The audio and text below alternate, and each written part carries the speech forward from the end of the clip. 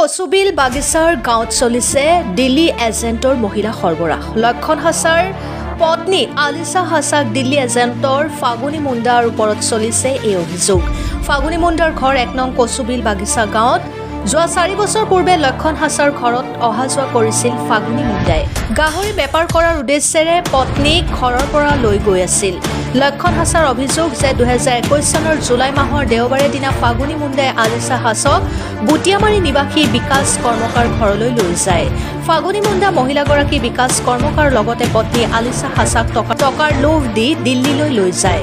লক্ষণ হাছাই নিজৰ পত্নীক উভতাই অনাৰ বাবে বিচাৰি ফুৰিছিল যদিও বিচাৰি নাপায়। তাৰ পাছত স্থানীয় আৰক্ষী প্ৰশাসন তথা থানাত এজাহাৰ দাখিল কৰিলে, কিন্তু পুলিচ প্ৰশাসনে ইয়াৰ ওপৰত একো তদন্ত নকৰে, যাৰ বাবে আজি মিডিয়া মাধ্যমৰ জৰিয়তে অসম চৰকাৰ তথা ভাৰত চৰকাৰক অনুৰোধ কৰে যে নিজ পত্নীক ঘৰলৈ উভতাই অনাৰ ব্যৱস্থা কৰি দিয়ে আৰু এই দিল্লীলৈ যোৱা দুষ্কাৰী দালালীসকলক ধৰি আনি উচিত তদন্ত কৰিব লাগে। লগতে দিল্লীলৈ যোৱা এজেণ্টৰ ওপৰত কঠোৰ দণ্ডনীয় ব্যৱস্থা ল'ব লাগে বুলি দাবী জনায় লক্ষণ হাছাই। পানেৰীৰ পৰা নবীন চবৰৰ প্ৰতিবেদন, অৰুণোদয় আছাম। মোৰ নাম লক্ষণ হাছা। মই পানেৰী চাহ বাগিচা নং ১ কচুবিল বাগিচা গাঁও, পৰ্যাবস্তি, পানাৰী থানা, ওদালগুৰি বিটিআৰ, অসম। মোৰ পত্নী, মই বিয়া কৰিছোঁ। মোৰ পত্নীৰ নাম আলিছা হাছা। ২০১৮ চনৰ পৰা মোৰ পত্নীৰ লগতে থাকিও ২০২১ চনত মোৰ পত্নীক ঠকা ঠুকি কৰি আমাৰ ঘৰত মাইকী এজনী অহা যোৱা কৰি আছিল। এই মাইকীটোৰ নাম ফাগুনী মুণ্ডা। সেই মাইকীটো আমাৰ ঘৰত গাহৰি ২খন মাকক পুহিবলৈ দিছিল। সেই কামতে সেইটো গাহৰি চাওঁতে দানাৰ বিষয়তে সি অহা যোৱা কৰাৰ সময়তে মোৰ পত্নীক ঠকাই মিছা মিছি কৈ ইয়াতে টকা কিমান পাবি বুলি কৈ তাক বুটিয়ামাৰি লুকাই থয় ৩ দিনমান বিকাশ কৰ্মকাৰ ঘৰত।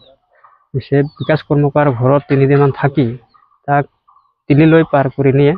লগতে ভোট কাৰ্ড, পান কাৰ্ড, আধাৰ কাৰ্ড গোটেইখিনি সিহঁতে জব্দ কৰি থয়। আজিলৈকে মোৰ পত্নী ঘৰলৈকে মোৰ তাতে আহি পোৱা নাই। সেই সময়ত মই আমাৰ আশাকো মই জনাইছিলোঁ। আশাই মোৰ কাৰণে একো ব্যৱস্থা ল'ব পৰা নাই। সেইকাৰণে মই থানাতো এজাহাৰ দাখিল কৰিছোঁ। আমাৰ আৰক্ষীয়ে এতিয়ালৈকে মোৰ পত্নীৰ ব্যৱস্থা কৰি দিব পৰা নাই।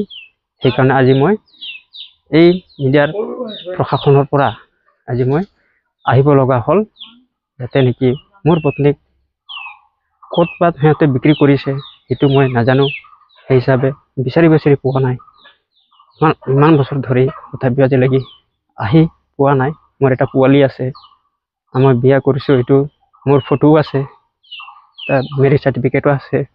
সেই হিচাপে পুলিচ প্ৰশাসনে মোৰ পত্নীক ঘূৰাই আনি দিয়াৰ ব্যৱস্থা কৰি দিব লাগে।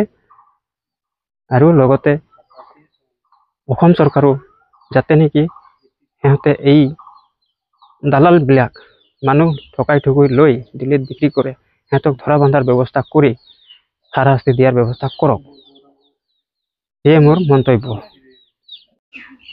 অসম চৰকাৰক দাবী জনাওঁ যে এই দিল্লীলৈ যোৱাবিলাক বন্ধ কৰক। অসম চৰকাৰক দাবী জনাওঁ যে দিল্লীত লৈ যোৱা বিক্ৰী কৰা সিহঁতক বন্ধ কৰক। আৰু মোৰ পত্নী ঘৰত নাই, তাক আনি দিয়াৰ ব্যৱস্থা কৰি দিয়ক। মোক ন্যায় লাগে। আৰু মোৰ এটা সৰু পোৱালি আছে, মা আছে, মই গৰীব দুখীয়া ল'ৰা। আপোনাৰ পত্নীৰ নাম কি হয়? আলিছা হাছা। বয়স ২২ বছৰ। আপুনি কি বিচাৰিছে? মোক ন্যায় বিচাৰিছোঁ। মোৰ পত্নীক আৰক্ষীসকলে, অসম আৰক্ষীসকলে তাক বিচাৰি আনি দিয়াৰ, মোক ঘূৰাই আনি দিয়াৰ ব্যৱস্থা কৰি দিয়ক বুলি মই আশা ৰাখিছোঁ। আপুনি কি কৰে? মই হাজিৰা কৰোঁ। এইবোৰ কথাবোৰ আপুনি সংগঠনক জনাইছিলে? জনাইছোঁ। ইতিমধ্যে কোনো ব্যৱস্থা কৰা নাই। ঠিক আছে।